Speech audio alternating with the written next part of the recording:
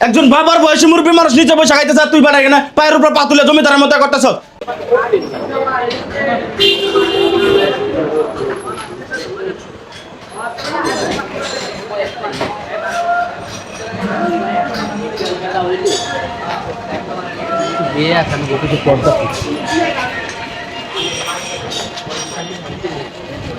ভাই আমার একটা চা দিয়েন তো। কি ব্যাপার কাকা আপনি এখানে বসে রয়েছেন? এই ছোট ভাই, এই ওনারা বসতে দাও, ব্যাগটা হাতে না, ওনারা বসতে দাও। তুমি দেখা যাও পায়ের উপরে পা তুলে বসে আছো।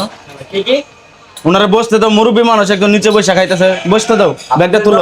আপনার বাসায় নিয়ে গেলাম যান। একজন বাবার বয়সী মুরব্বী মানুষ নিচে বসে খাইতেছে তুই বেড়া এখানে পায়ের উপর পা তুলে জমিদারের মতো করতেছ। তোর বাসা কই? এই তোর বাপ মা কি তোর আদব কায়দা কোনো কিছু শিখায় নাই? কোনো কিছু শিখায় নাই? ভাই আপনারা কি দেখতেছেন একজন বয়স্ক মানুষ এখানে বসে খায়। আজকে ওনার জায়গায় যদি আপনার বাবা বসে খাইতো আপনি পারতেন পায়ের উপর পা তুলে এখানে বসে থাকতে? পারতা তুমি এটা?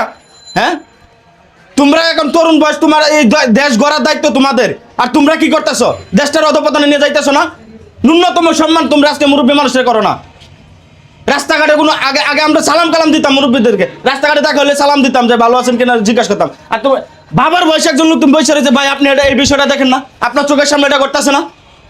হইতে পারে উনি গরিব, হইতে পারে গরিব, হয়তো কোনো দরিদ্র হইতে পারে, তাই বলে কি ওনার উনি মানুষ না? ওনার কি আত্মসম্মান নাই?